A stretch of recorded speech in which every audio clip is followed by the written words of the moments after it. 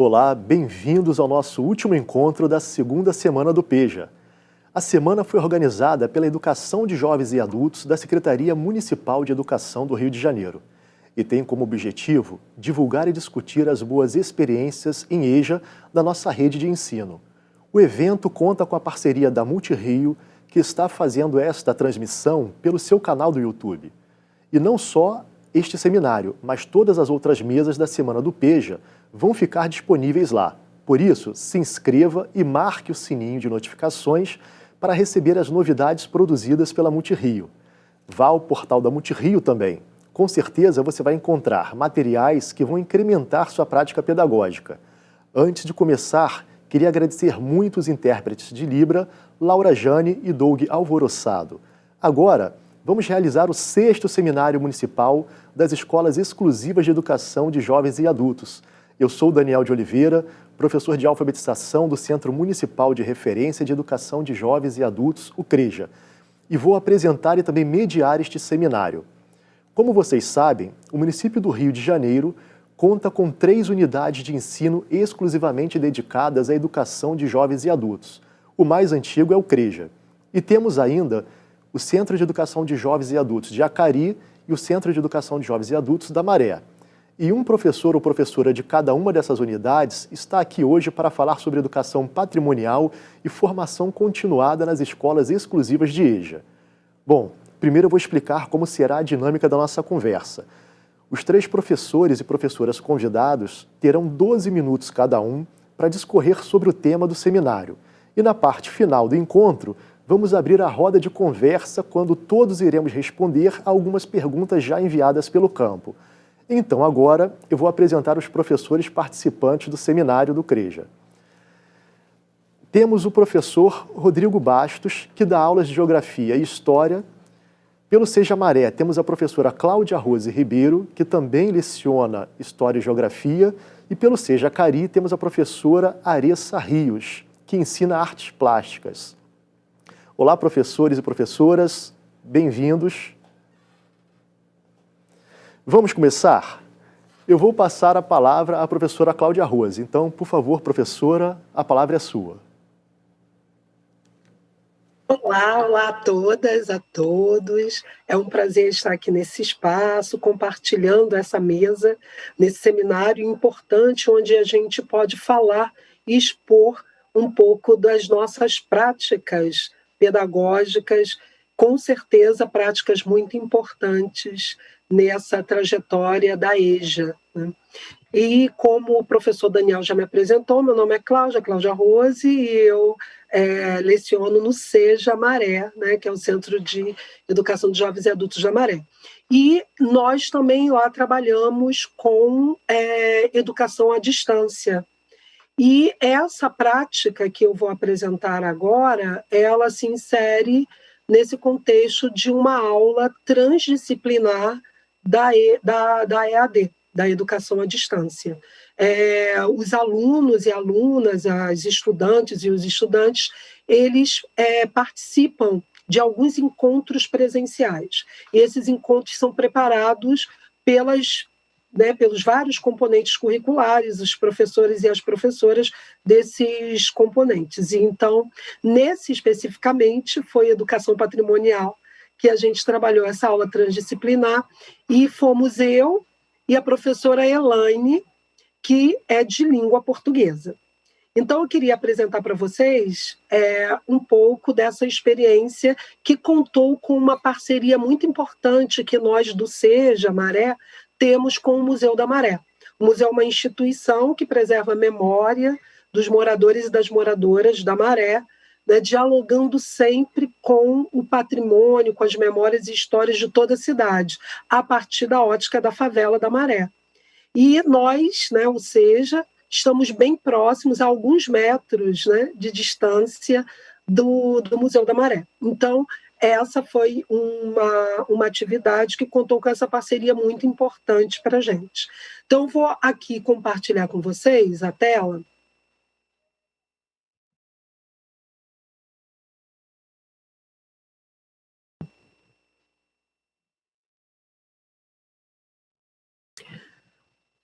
Bem, Patrimônio, o que é? Então, essa foi a nossa aula transdisciplinar e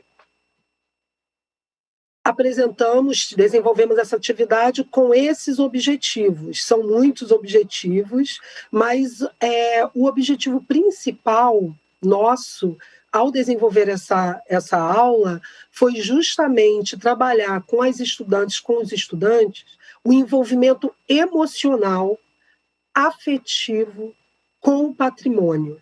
Porque a gente, na verdade, né, só preserva o que conhece, mas o que é o conhecer? Então, a gente queria trabalhar com elas e com eles esse sentido do conhecimento, que não é um conhecimento apenas racional, acadêmico, mas que é um conhecimento que envolve a emoção, e isso não pode ser tirado, né, da gente, essa nossa condição, né, de seres, né, que trabalham que têm forte, né, essa questão da afetividade. Então, se a gente não tiver esse envolvimento afetivo com aquilo que a gente está fazendo, com o nosso trabalho, dificilmente a gente consegue transformação. Então, a gente tem que levar em consideração, isso é muito importante, e foi isso que a gente quis trabalhar, né, nessa aula, essa questão do envolvimento, de se perceber participante desse grupo, dessa coletividade. Então, nós trabalhamos também a origem da palavra patrimônio, qual o peso também de preconceito que essa palavra carrega, porque patrimônio vem de pater, pai, né? Então é já um recorte, uma visão de gênero, né? Uma visão que no início era toda são bens materiais que são deixados do pai para o filho, de uma geração para outra, mas que a partir da Revolução Francesa toma um outro sentido, um sentido de patrimônio, de bens culturais, materiais e imateriais que são produzidos, construídos coletivamente e passados de uma geração a outra. Então, essa visão também de que não são só homens, né, mas que são todos, todas, independentemente da sua condição social, né, de gênero, independentemente das suas condições, todas e todos nós somos construtores desses bens materiais e imateriais. Então, isso foi importante para envolver, né, os estudantes nesse contexto de que eles também são produtores de patrimônio, né? Então, isso a gente trabalhou bem nesses encontros que nós tivemos com o grupo, né? Com os grupos, que foi mais de um. Trabalhamos os patrimônios, o que é reconhecidamente patrimônio, né? Então, são os monumentos, os grandes monumentos. Os recursos que nós usamos foi uma apresentação em slides em PowerPoint, um texto com toda essa discussão sobre a origem da palavra, né? A origem semântica dessa palavra, e também a questão histórica, contextualização histórica desse termo, patrimônio, o conceito em si e como que nós podemos também construir, nós somos, de fato, construtores dos nossos patrimônios. Então, a gente trabalhou os diversos patrimônios de vários lugares, os diferentes patrimônios, mas aí e nós nisso? Aonde nós nos inserimos? E aí um outro recurso utilizado foi a visitação à exposição do Museu da Maré. E aí eles puderam reconhecer ali os patrimônios deles, dos avós, dos pais, deles próprios, patrimônios e bens, objetos que representam esses patrimônios, que são muito simples, do dia a dia, e que dentro do museu recebem, e aí, por estarem numa exposição, eles têm uma outra condição, eles deixam de ser objetos de uso e passam a ser objetos representativos de uma cultura, né? E essa cultura tem uma força muito grande nordestina, né? Também uma participação muito grande de populações negras, isso é importante para perceber o envolvimento deles.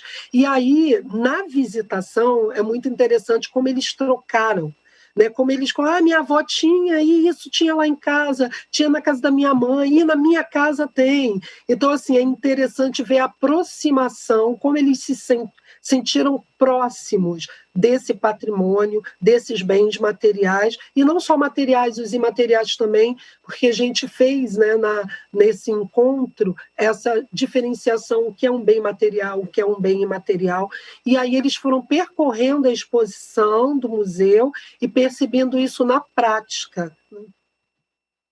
E aí alguns outros materiais, objetos, né, que estão na exposição. A exposição do museu ela é organizada em 12 módulos e cada módulo discute um tema específico, né? E essa exposição é chamada de Os Tempos da Maré, porque não é uma exposição apenas contando a história, mas a partir dessa história se discute esses temas. Por exemplo, tempo da água. Então, o que é a água? Qual a importância da água no passado da maré, no presente e no futuro também. Então, toda essa discussão permeou a atividade que a gente realizou com os grupos de estudantes, né, da EAD. E aí, na saída, eles têm um livro, o museu tem um livro, um caderno, onde as pessoas, os visitantes, podem colocar as suas impressões. Infelizmente, nós não tivemos acesso agora, nesse período de pandemia, para poder transcrever alguns dos depoimentos das estudantes que participaram da atividade. Eles também produziram um texto, né?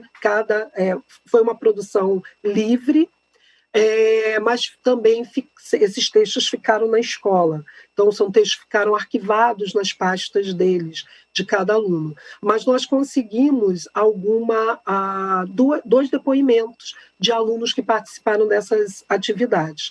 E aí, esse é um espaço, né, da exposição, que é a casa, o tempo da casa, onde é um espaço onde os estudantes mais se identificam, porque ali está a reprodução do interior de um barraco. Hoje não existem mais barracos na Maré, mas como era, né, há algumas poucas décadas, né, e muitos desses nossos estudantes do SEJA ou viveram ou conviveram com pessoas que moravam em barracos sob palafitas. Então, a memória deles vem viva nesse momento e assim, os depoimentos são riquíssimos, profundos e que tem muita emoção carregado nisso. Então, a gente considera que essa ligação entre o conhecimento do patrimônio e o envolvimento afetivo dos estudantes, isso a gente conseguiu alcançar.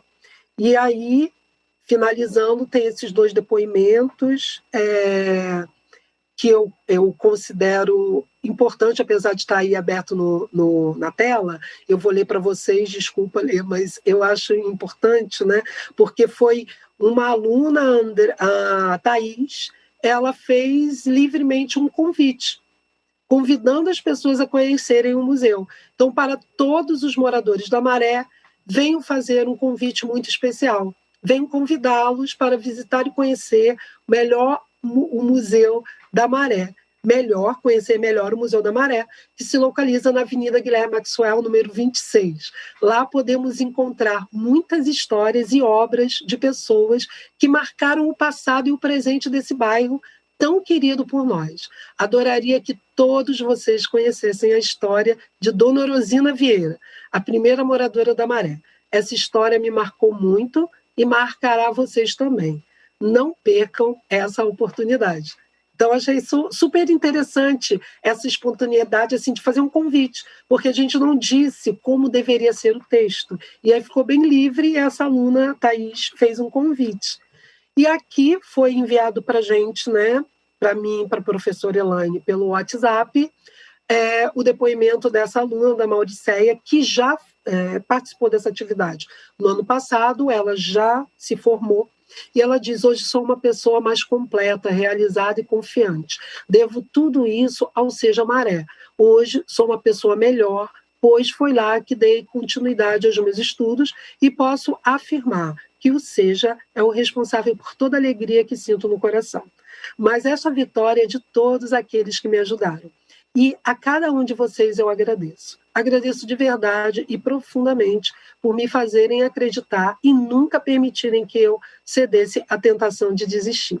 É por isso que agradeço profundamente a todos vocês que acreditaram em mim e nas minhas capacidades. Dos lugares que tive o prazer de conhecer, teve um muito especial, o Museu da Maré, que nem sabia que existia. Lá conheci um pouco de como eram as antigas casas, como era a favela. E nesse mesmo museu fiz minha formatura do 9º ano. Acho que nunca me senti tão feliz quanto naquele momento de concretização. Então, eu vejo que é de fato, né, uma imersão desses alunos nesse contexto do patrimônio, do envolvimento emocional, e aí da afetividade com tudo isso, e aí eles conseguem, com certeza, construir uma proposta de intervenção, de mudança e de preservação desse patrimônio, né, que não é apenas algo que vem do racional, mas que vem do coração também. Era isso, gente, queria agradecer. Muito obrigado, professora Cláudia. Uma satisfação imensa ouvir essa experiência. E você, só me corrija se eu estiver equivocado, mas você é uma das fundadoras ou diretoras do Museu da Maré, não é isso mesmo? Isso. Sou e também sou professora do SEJA. E professora do SEJA também, né? Perfeito. Eu quero te fazer um destaque, né? Muitas das pessoas que vão nos ouvir, nos assistir, enfim, que estão nos assistindo, elas, de repente, não conhecem ainda totalmente essa estrutura do que é o CREJ, o SEJA, ou seja, das escolas exclusivas, né? E aí vale a pena dizer que as escolas exclusivas, elas têm uma estrutura e um funcionamento totalmente pensado para os jovens e adultos, né, do PEJA, e que, nesse sentido, nós trabalhamos com duas metodologias, né? Existe a metodologia semipresencial e a EAD, e que elas vêm muito ao encontro daquilo que é atender, né, a necessidade de acesso e permanência desses jovens e adultos na escola, com relação, muitas das vezes, ao tempo que eles têm para dedicar aos estudos, em função também de serem majoritariamente ou totalmente da classe trabalhadora. E aí acho que é importante situar isso, né? Como também dizer que essas narrativas que você, professora, traz para a gente, né, elas ajudam a gente a se formar enquanto professor, né? Porque nós aprendemos também com essa narrativa que é patrimônio, não é isso mesmo? Nesse momento, então, eu vou convidar... Sim. E eu convido agora, então, a professora Aressa Rios para poder falar também da sua experiência. Olá a todos e todas, olá professores, estudantes, quem estiver assistindo a gente nesse momento. Queria agradecer em primeiro lugar ao convite da Multirio, de toda a equipe envolvida nesse trabalho, dizer que é uma honra poder contribuir, né? Espero trazer alguma experiência que contribua para o trabalho docente, né, de toda a rede. Então, hoje eu resolvi falar um pouquinho para vocês de uma experiência que eu vivi durante o período do estágio, né, docente lá atrás, não vou dizer há quanto tempo, e como isso influenciou na minha prática docente hoje. Então, enquanto estagiária, né, eu fiz minha graduação, minha licenciatura na UERJ, em artes visuais, e no momento de realizar o estágio, eu briguei um pouquinho, né, lutei para não ter a experiência do estágio unicamente no CAP UERJ, porque a gente sabe que é uma escola excelente, mas que não é a realidade de todas as escolas do Rio de Janeiro, né? Nem da rede estadual, nem da rede municipal, né? É uma escola que tem muitas contribuições, é extremamente inspiradora do que a gente acredita que possa ser, né, o ideal de uma escola, de um trabalho, enfim, de tudo que a gente tem ali ofertado. Mas eu falei, não, eu quero experimentar outras realidades. E então eu tive a experiência de estagiar numa escola que hoje não é uma das escolas do estado que foi fechada. E durante esse estágio, uma das atividades que eu realizei, infelizmente eu não tenho registro, porque naquela época era mais complexo, né, isso, mas uma experiência com uma turma, eu ali caí de paraquedas, né, na escola, e aí, só depois que eu entrei que eu vi que eu trabalharia com uma turma de EJA. E a gente, dentre os assuntos de cultura popular, de trabalhando no mestre Vitalino, a gente foi fazer uma experiência de cerâmica no espaço que a gente tinha na escola, que não era dentro da sala de aula, para poder mobilizar. A gente foi para o refeitório, porque aí a gente teria acesso à pia, à bancada, e dentro de tudo que a gente estava trabalhando, os alunos produziram um material plástico usando argila. E aí, naquele momento, eu fiz algumas observações, algumas pontuações daquilo que estava sendo produzido em relação... E deu para perceber que estava sendo produzido era bem...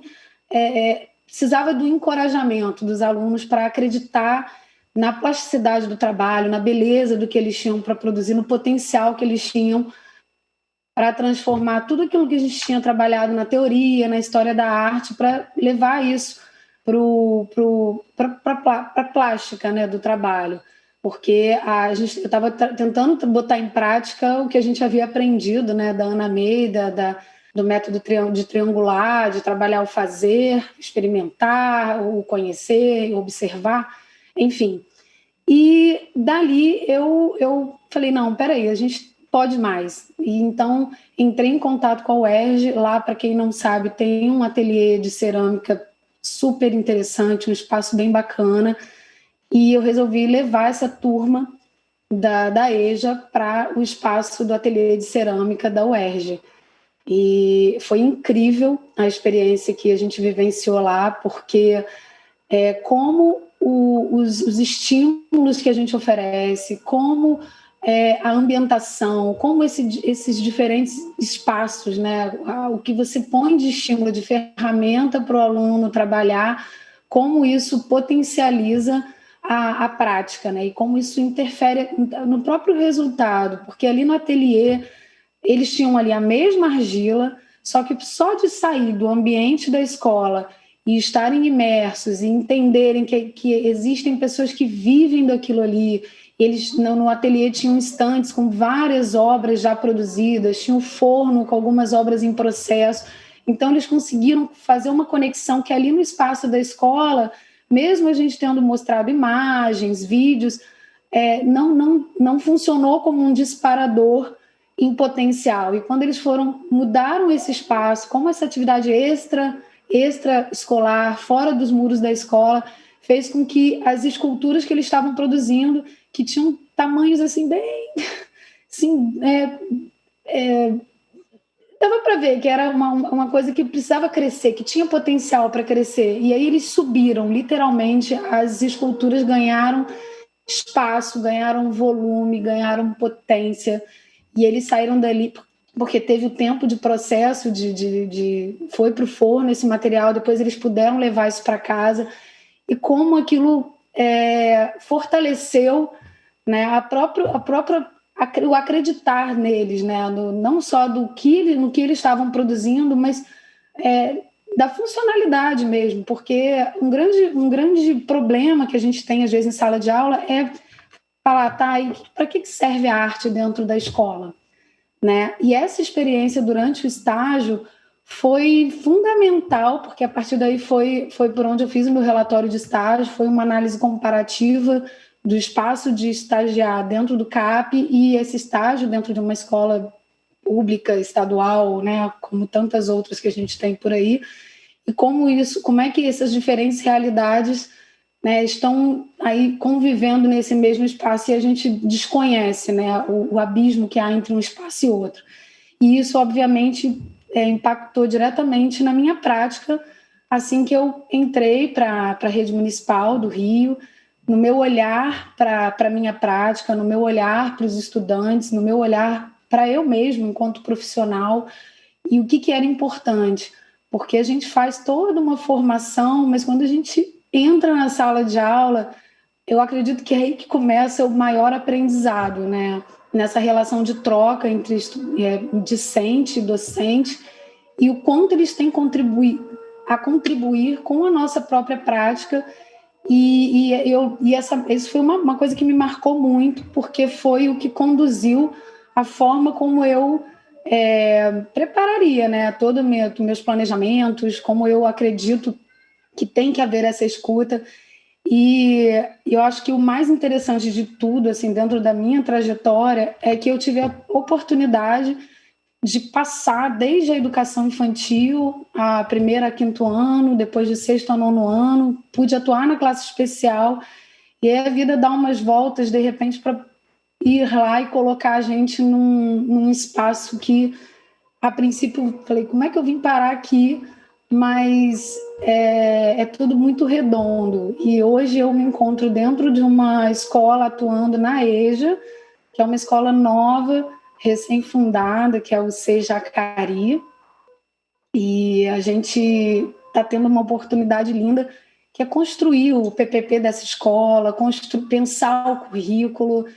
E aí, nos primeiros encontros, né, infelizmente a gente foi atravessado por essa pandemia, mas nos primeiros encontros a gente tive a oportunidade de revisitar esse lugar do estágio, por isso que eu trago ele para cá, porque agora eu me encontro mais uma vez nesse lugar, só que agora como docente, e como aquela experiência impactou e está influenciando na forma como eu estou conduzindo a minha prática agora. Foram poucos encontros no início desse ano, mas o primeiro deles é aquela famosa pergunta que todo professor de artes acho que ainda não encontrou a resposta plena para ela, mas o que é arte?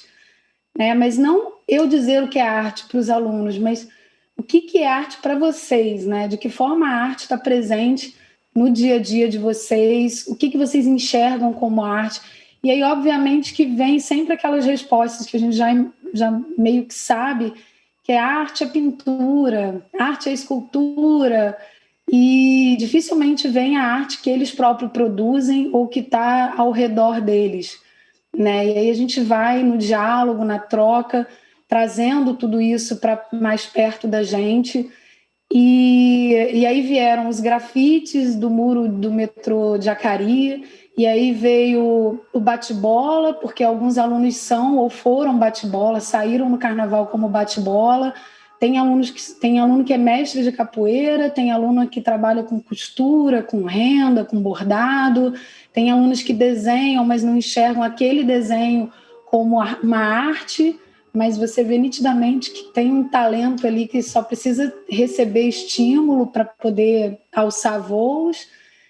E com esse atravessamento da pandemia, ele nos colocou diante de um grande desafio, né? Porque, diferente das outras escolas, não é uma escola que a gente teve um contato prévio com esses alunos. Eles chegaram dentro da escola junto com a gente, em fevereiro, março. Ainda tinham alunos chegando quando a gente teve que interromper os encontros presenciais. E aí veio aquela pergunta, e agora? O que eu faço com eles, né? Sabendo, para além dos desafios que não estão nas nossas mãos, né? Que é o acesso à internet, a essa comunicação, mas o que realmente é significativo para a gente levar para eles agora, nesse momento, para tentar trocar com eles de alguma forma.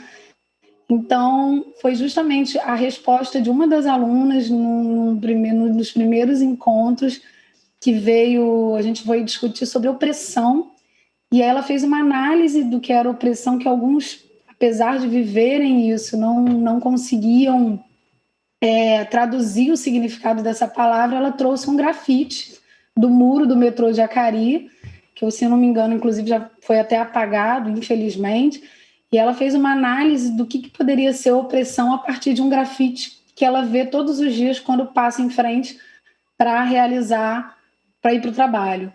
Então, eu comecei a produzir uma série de vídeos partindo desse lugar, do que eles me trouxeram como tema gerador para fazer esse trabalho. Então, eu comecei a produzir uma série de vídeos falando sobre a história do grafite, buscando esse diálogo sobre o que é o grafite, de onde vem, como o grafite levou artistas brasileiros para lugares importantíssimos no mundo inteiro, museus Como o grafite, inclusive, sai do espaço da rua e entra no museu. E aí apresentei alguns autores, alguns artistas, algumas obras desse universo do grafite. E aí do grafite foram surgindo outros temas, outras produções.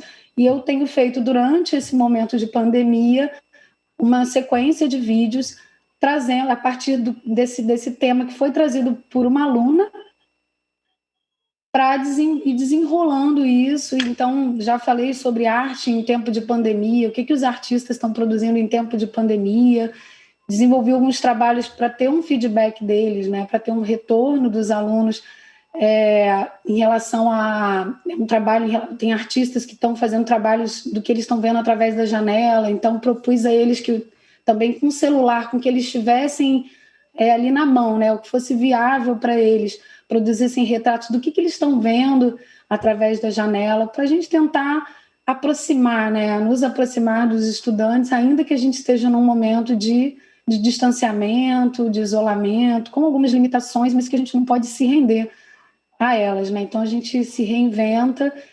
E também produzir vídeos falando sobre a cultura popular em tempo de pandemia, para falar também sobre esse campo que está aí, né? Como é que faz uma festa, né? Como é que seria se essa pandemia fosse no tempo de carnaval? Como é que um bate-bola iria para a rua? Então, peguei todos os festejos que aconteceriam em tempo de pandemia, né? A festa do Divino, o Jongo, a festa do Boi no Maranhão, por exemplo, e fiz uma série de vídeos falando, olha, como é que esses grupos estão se reinventando em tempo de pandemia. E aí, esse tem sido o meu desafio, trabalhar todo esse material, todo esse conteúdo com o pé no chão, lembrando do chão da escola, do que a gente está buscando, do que a gente acredita, sabendo que a gente tem um grande desafio pela frente, mas que se a gente lembrar que o ponto central de tudo isso é o estudante, eu acho que a gente tem aí um norte que possivelmente não vai nos deixar errar o caminho. É isso. Espero ter contribuído e mais uma vez agradeço o convite. Maravilha, muito obrigado, professora Aressa. Foi um prazer também ouvir essa experiência que contribui muito para nós. E eu faço um destaque na sua fala, que é uma pergunta que a gente não tem pretensão nenhuma de respondê-la aqui no ar, né? A não ser que depois você queira retomar, enfim, mas quando você se pergunta para que serve a arte na escola, né? E isso diz muito desse processo formativo que você vai relatando aí a partir da universidade, até depois já estando professora, né? Enfim, lecionando o seu componente curricular, a sua disciplina. E essa pergunta eu penso que ela deve nos acompanhar, né? Para que serve a arte na escola? É uma pergunta que eu faço também, mas de outra forma com o que eu leciono, né? A alfabetização no caso. Para que serve a leitura escrita para a escola, né? E eu penso que a gente precisa sempre estar tentando pensar efetivamente no que que essas coisas não estão estritas ao campo escolar, mas que elas precisam estar extrapolando esses muros, né? A arte para fora, a leitura escrita para fora, assim como você leva a arte para fora, como a gente tem a oportunidade de conhecer uma universidade, de estar naquele meio, de saber que ali também é espaço deles, enfim, todas essas coisas, né? O que a gente trabalha na escola precisa transcender a escola. E agora eu convido o meu colega do CREJA, o professor Rodrigo Bastos, para fazer o seu relato de experiência também. Professor, a palavra é sua. Obrigado, agradeço ao convite, cumprimento as professoras que me antecederam, né, pelo belo trabalho desenvolvido aí nas suas unidades. Cumprimento também os que nos assistem nesse momento, e eu vou relatar uma prática que aconteceu em 2019, ao longo de todo o nosso ano letivo, e que resultou de uma demanda dos alunos, dos estudantes, né, dos nossos estudantes do CREJA. O nosso curso ele é sempre presencial, ele só tem 2 horas, né, diárias, e atender a demanda desse estudante em 2 horas se tornou, né, algo muito complexo. Então, como fazer para potencializar esse processo de ensino-aprendizagem e alavancar isso, estender isso para além daquelas 2 horas diárias, né? Que pesquisas e investigações, que processos, espaço-tempo do planejamento, que possibilidades de ação nós poderíamos trabalhar. Então, eu e a professora Carla Pupi, professora de ciências lá no semipresencial, que trabalhava comigo à noite. Esse ano, infelizmente, ela nos abandonou para o EAD, está em outro horário, né? Pensamos em trazer para a sala de aula um projeto, uma ação que acontece em algumas licenciaturas e algo muito comum, que é o trabalho de campo, somente geografia, história e ciências, né? A professora é bióloga, eu sou formado em geografia, e adequar isso ao nosso planejamento. Mas como? Né? A gente não podia abandonar o projeto político-pedagógico nem as orientações. Então, veja, nas nossas orientações, nós temos como opção metodológica a aula-passeio. Olha, o que é uma aula-passeio? É uma saída cultural, é uma visita, ela vai percorrer espaços do patrimônio, que são espaços sociais, que contêm história, contêm memória social, identidades, né?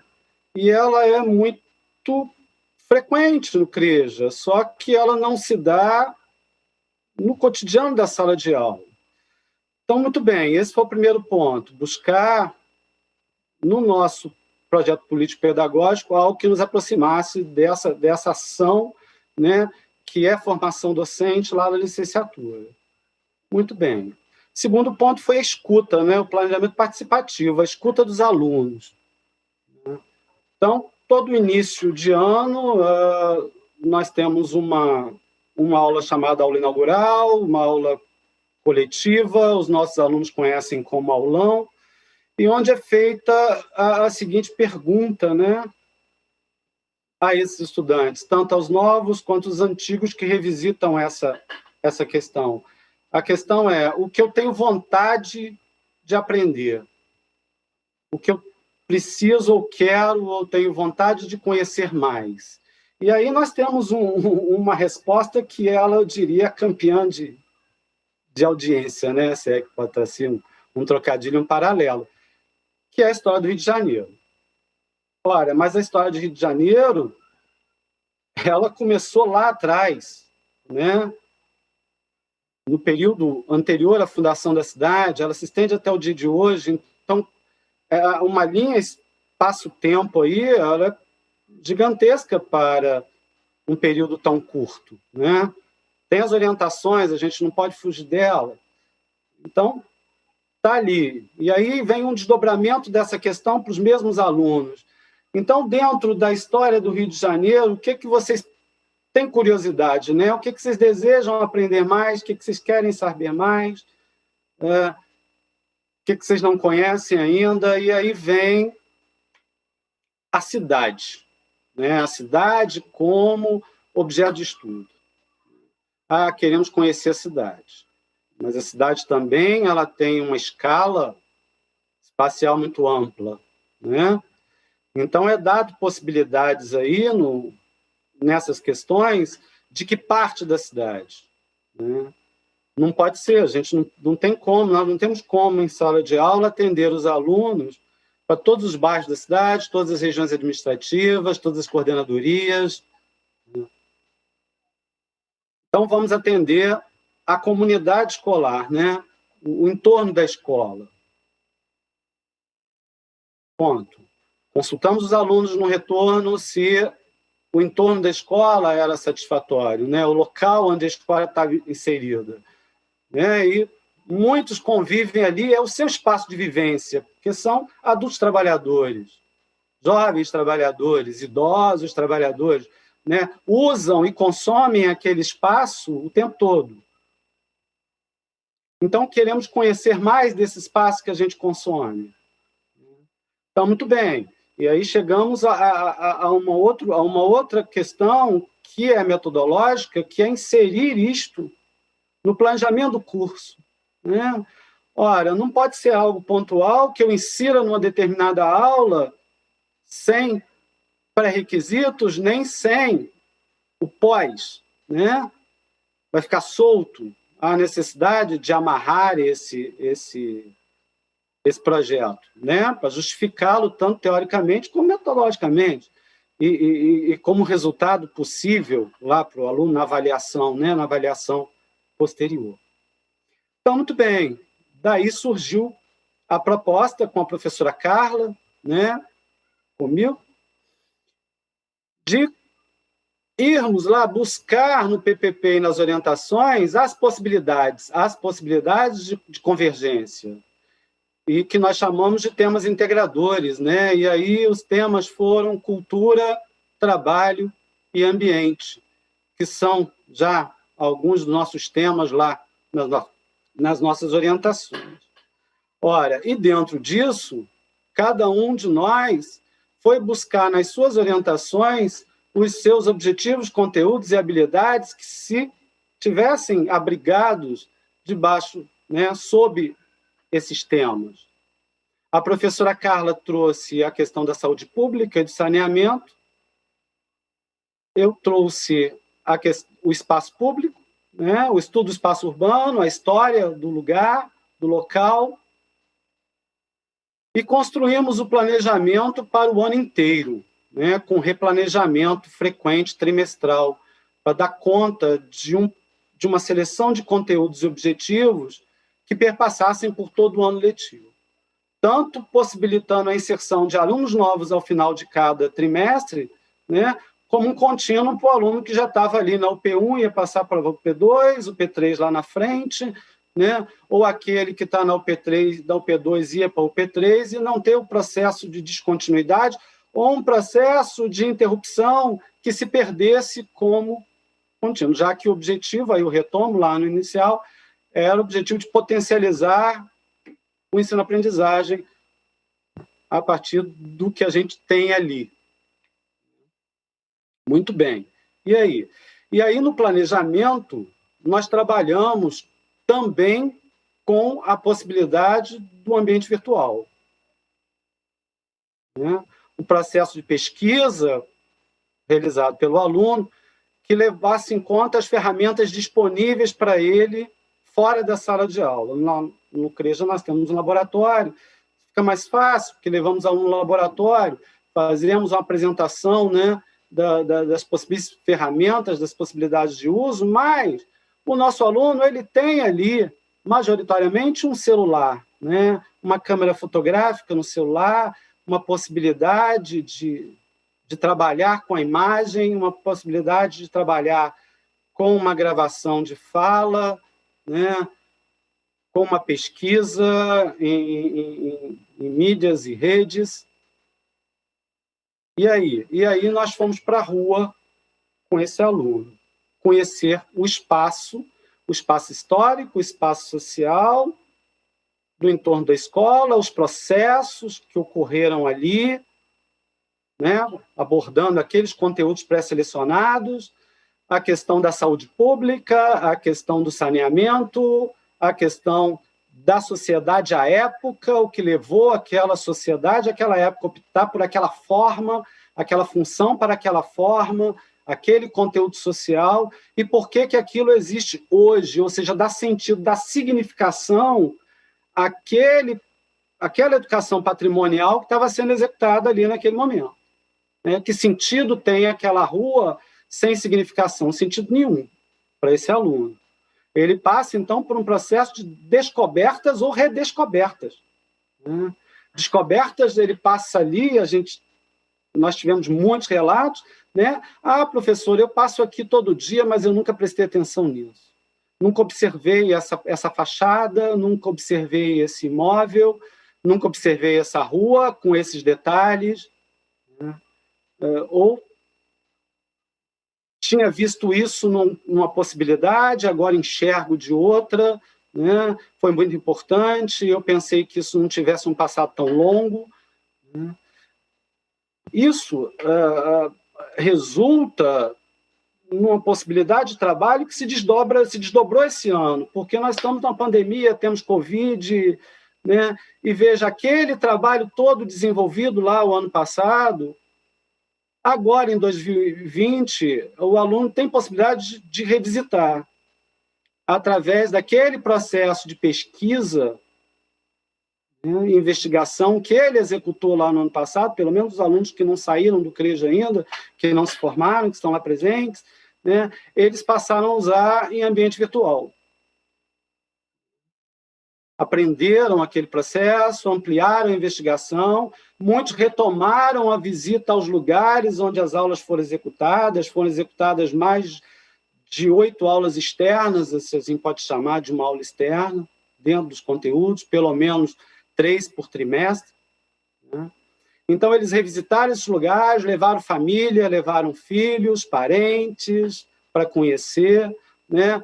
Se desmistificou aquele espaço enquanto um espaço culto, né? Distante do popular, distante do massivo, que não dialogam com esses outros processos, e se inseriu no dia a dia dele. Eu vou ler aqui, pedir licença a vocês, um trechozinho só de um depoimento de uma aluna, ela até já se formou, ela, numa dessas saídas de aula externa, ela estava na UP1 do Bloco 2, e ela escreveu lá no relato dela de experiência o seguinte: Rio de Janeiro, andar pelas suas ruas é como estar no museu a céu aberto. Entre tantas construções antigas, as pessoas não fazem ideia das histórias que essa cidade tem para contar.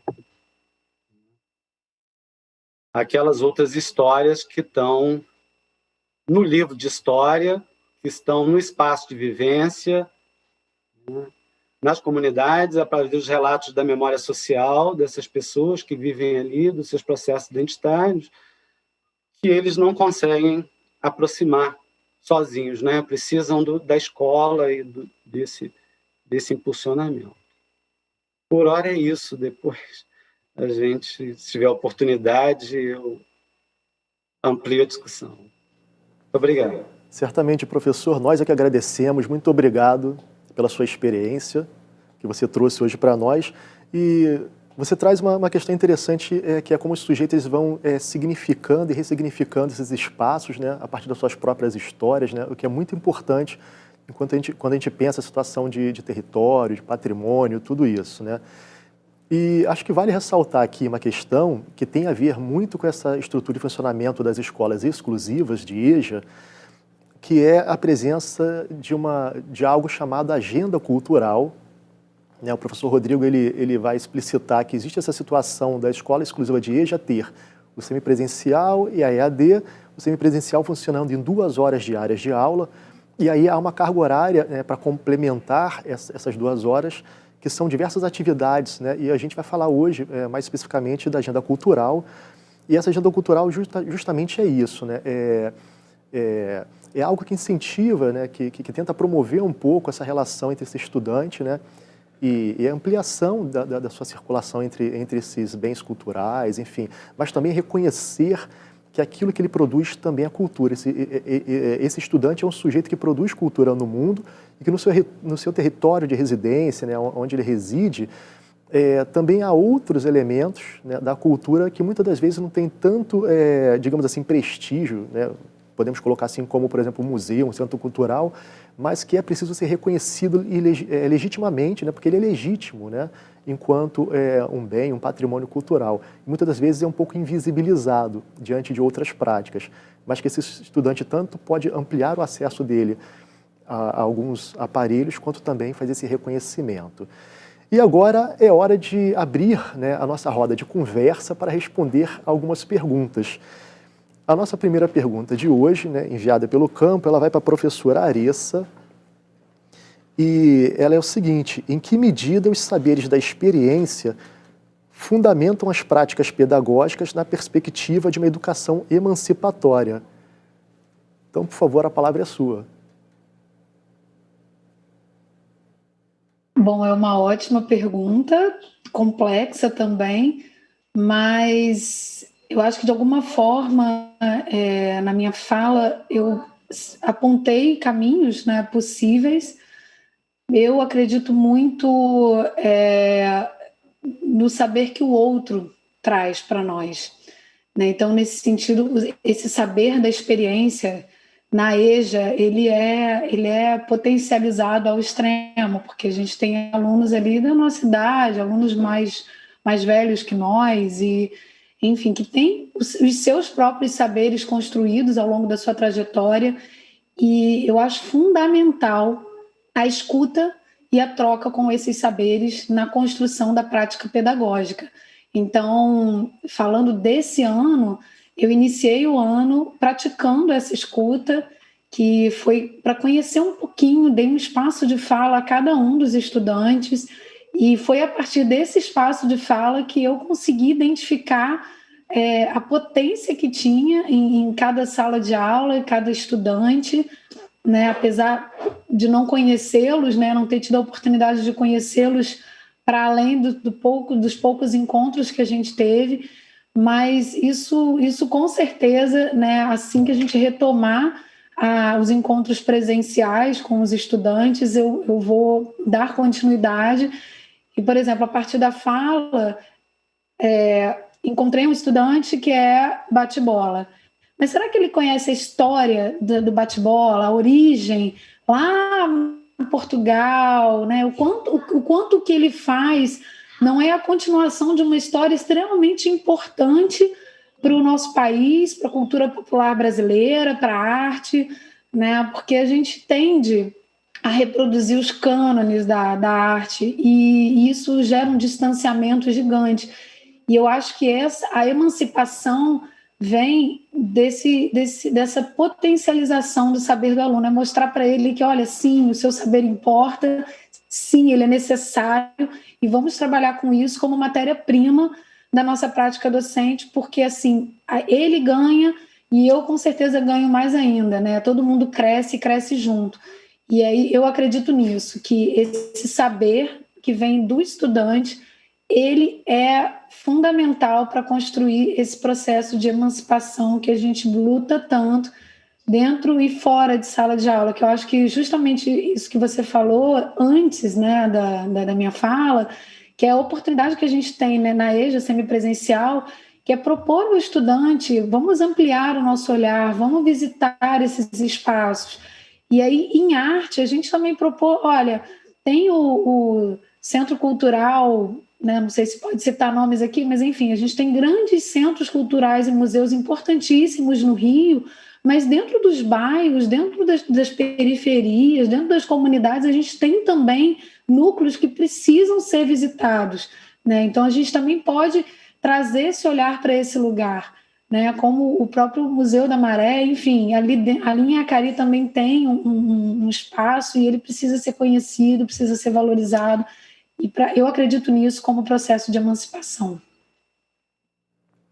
É verdade, professora. E, inclusive, esse espaço de fala, né, que é construído dentro da escola, né, da sala de aula, né, que é circular essa palavra, né, ela, aliás, é muito cara enquanto uma concepção freiriana, né, esse diálogo que também é emancipador, né, ou seja, o direito de falar, né, é muito importante para nós seres humanos. E te agradeço pela resposta. Vou chamar então na sequência a professora Cláudia. E aí, lembrando do Museu da Maré, fica o convite, né, para a visitação do Museu da Maré, relembrando a sua fala que uma estudante faz esse convite, né, então a gente ressalta aqui, né, espaço que vale a pena ser conhecido. E a sua pergunta comente a relação entre educação patrimonial e as transformações históricas como elementos constitutivos da nossa própria história ou da história produzida pelo homem. É isso.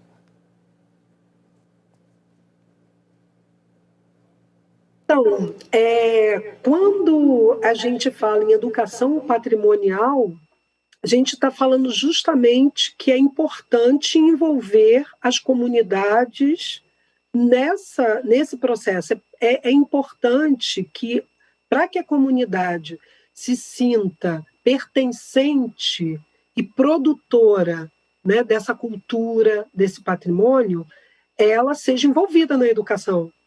nessa prática pedagógica. E é justamente isso que na EAD que a gente está fazendo aqui, todos os relatos mostraram isso, né? Da professora Aressa, do professor Rodrigo, o quanto a nossa preocupação é envolver, né, tantos grupos diretamente, os alunos que estão nas nossas unidades, nos CREJAs, no CREJ, nos SEJAs, mas também seus parentes, seus vizinhos, porque eles também são, né, reprodutores daquilo, transmissores daquilo que a gente está trabalhando, né? Porque eles são adultos, eles são trabalhadores, então fica mais fácil, inclusive, essa ponte direta aí com os vizinhos, com os parentes. Então, envolver esse grupo, envolver os estudantes, as estudantes, isso é fundamental para que eles tenham essa perspectiva de que eles são agentes transformadores também, construtores e transformadores desse patrimônio. Então, percebendo nisso também, a gente não pode deixar de abordar um recorte de classe, de conflito, porque o patrimônio ele não é algo construído sem essa dimensão do conflito, né? Porque o que é patrimônio? Se a gente for pensar assim, qual patrimônio é mais importante? A lamparina que minha avó trouxe do Nordeste, ou é a pena de ouro que a princesa Isabel usou para assinar a Lei Áurea? O que é mais importante? Claro que num valor material econômico, a gente vai ter aí um peso, né, de poder mensurar isso. Agora, pensando isso de forma construída socialmente, esse bem é construído socialmente, a gente não pode dizer que um é mais importante que o outro. A gente diz que eles estão em diálogo. Por isso, a educação patrimonial também trabalha com identidade e alteridade. Aquilo que nos aproxima e aquilo que nos diferencia, mas tanto o que nos aproxima e nos diferencia são importantes nessa construção. E se a gente está envolvendo, com certeza, envolvendo o nosso grupo nessa discussão, é importante sempre trazer esse esforço, né, de levá-los para além daquele espaço físico da escola, pensando a escola não só como espaço físico, mas como todo o território é um território de aprendizagem. Então a UERJ, né, o laboratório de cerâmica da UERJ, esse ateliê, né, como o próprio território da cidade, do centro da cidade, ou como o museu dentro da favela, são territórios pedagógicos de aprendizagem. Então, você incorporar isso a essa prática da escola, isso é muito importante. Então, tudo isso tem a ver com esse processo de transformação, esse processo histórico. Agora, é fundamental nesse processo envolver os estudantes, as estudantes, e é isso que a gente está tentando, é claro, que tendo consciência que a educação é um processo lento e de longo prazo, que os resultados, a gente tem aqui, o que a gente está apresentando é uma fotografia daquilo que a gente está fazendo. Agora, todo o resultado, né, o filme completo, a gente não tem acesso nesse momento, porque isso é de longo prazo. Agora, no que a gente está fazendo, nisso que a gente está apresentando, a gente já vê o envolvimento deles e é fundamental para esse processo de transformação histórica. Gratificante quando a gente percebe, né, e começa a ver este processo caminhando.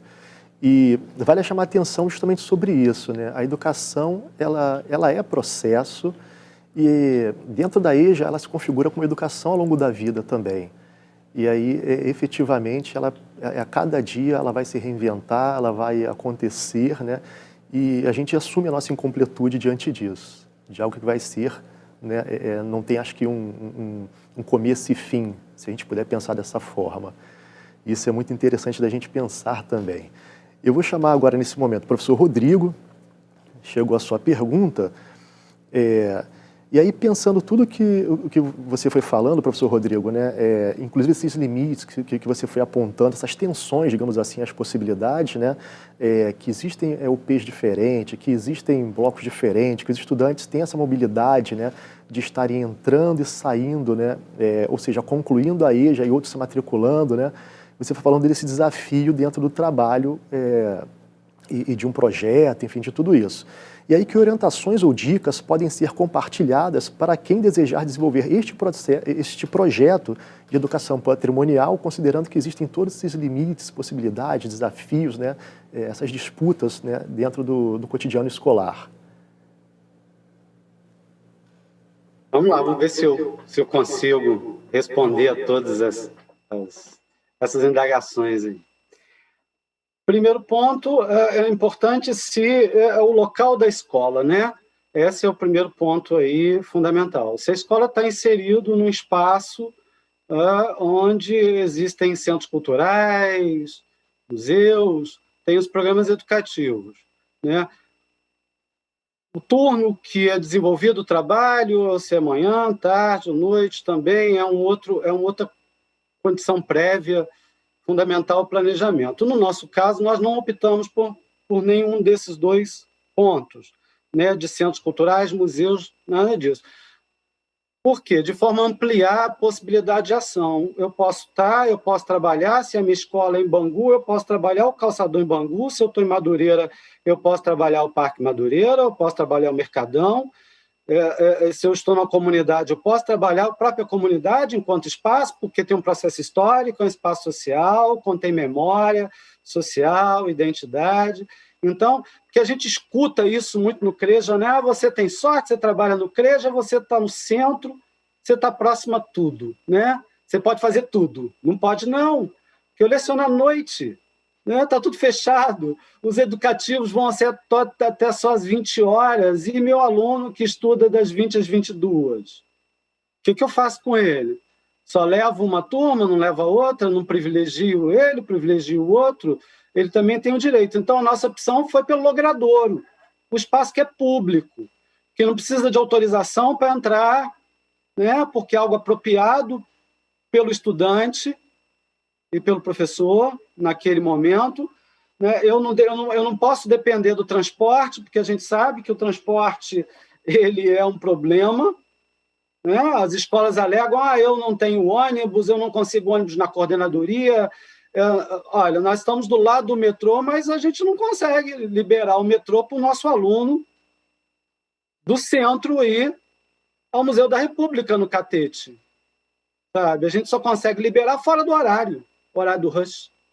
A hora que o museu já está fechado. Então, você poder caminhar, né?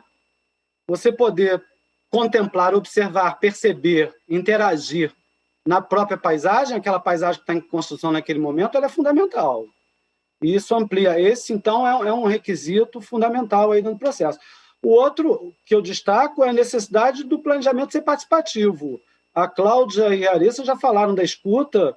Essa escuta diagnóstica ela precisa ser sensível e ela precisa dali surgir um tema gerador, que esse tema gerador signifique, tenha representação para o aluno, né, faça parte do cotidiano dele, né, do que ele quer aprender mais. Não podemos abandonar nesse processo as orientações, falar assim, não é possível fazer com orientações. As nossas orientações, elas norteiam a nossa prática, junto com o nosso projeto pedagógico, político-pedagógico. Então, os documentos norteadores, além desses dois, ainda tem o da EJA, né, que norteiam a EJA, eles são fundamentais nesse processo, cabe um destaque aí também para eles. E é uma atividade que precisa ser planejada e avaliada e replanejada a todo instante.